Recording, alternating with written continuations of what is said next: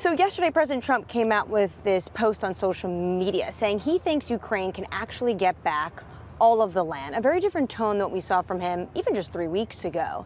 He said that the European Union would have to be on board with this. So what is the path forward?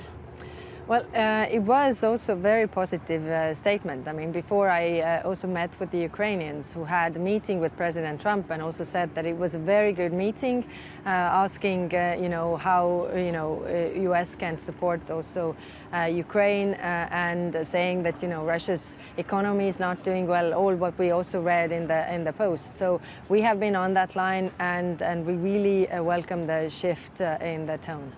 The president also talked about even going further into even Russia. Is Europe prepared to buy more weapons to then give them to Ukraine?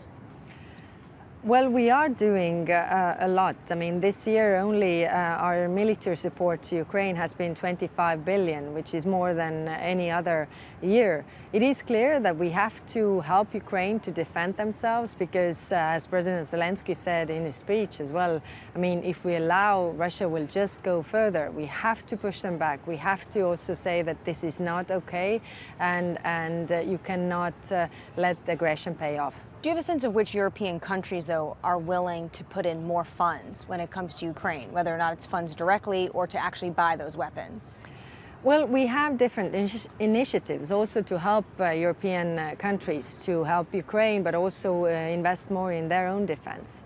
And we are putting a lot of funding on the table.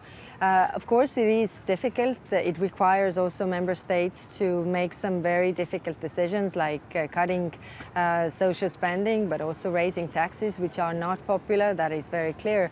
But we are in this situation where we have to invest in defense. And the problem is that you need it when you actually don't feel the need yet. So you need to do the decisions way before you actually need the defense capabilities. And if you do it, it acts as a deterrence so that the aggressor would not look your way.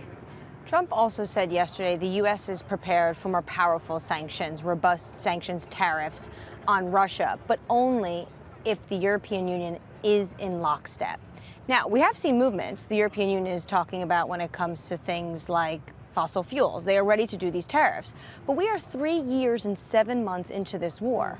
Why did it take for President Trump to convince Brussels to do what Brussels probably knew from the very beginning they had to do?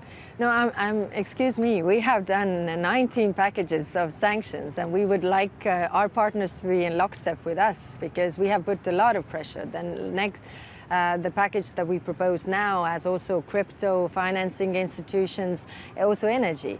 Yes, what President Trump says about energy is true. We have been saying for the... I know you specifically have been talking about this for years. For quite some time, because we have been dependent on Russia and now we are phasing out. And it's true that it should be faster. We are trying to push those few member states who are still buying Russian energy to show that actually if you want this war to stop, you need to really cut off the funding of this war, which comes from the fossil fuels. Hungary, Belgium, France. Do you think they're really prepared to do this? I mean, these countries, the countries who are dependent on, some are making great steps and some are not. So clearly, some are great friends of President Trump, which has been also our appeal to President Trump to talk to them, like Hungary, for example, so that this is necessary. The neighbors around, Hungary, for example, have proposed solutions so that they can get energy from the neighbors and do not have to depend on Russia. But so far, they haven't really wanted to, as the energy is much cheaper. Do you view this posture now from the United States? Some are calling it a full 180. Do you view it as concrete? Is this tangible? How long will it last? We welcome those statements and the change of tone, like I said. So let's build on this. Also, really tangible steps. I mean, on the European side, we have been keeping this line, also putting our money where our mouth is. Supporting Ukraine, their defense capabilities, investing more in our defense, and also pushing back Russia, putting pressure on Russia. What we want to see from all our allies. One country that could really put pressure on Russia is China. Given the fact that you've been working with the United States when it comes to Russia, could more be done between the European Union and the U.S. to put pressure on China to then put pressure on Putin? The U.S. has tariffs on China. Is it time for the European Union to consider putting the walls up on China, not just what's going on in Ukraine, but also they're pretty much dismantling the European industrial base?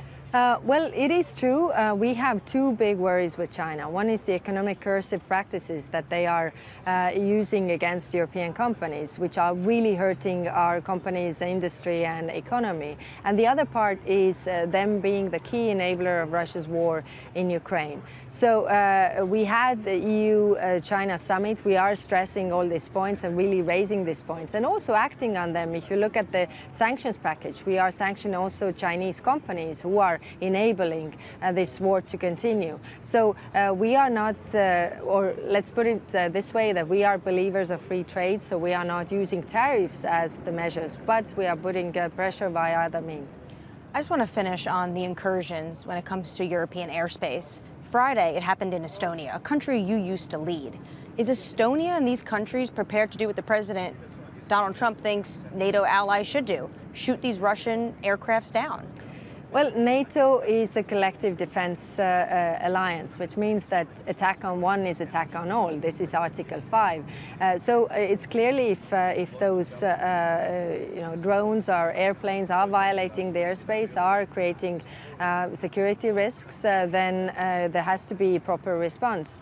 The Estonia asked Article 4, which is consultations, how to continue, and all the member states in NATO, including the United States, have vowed to keep up their commitments.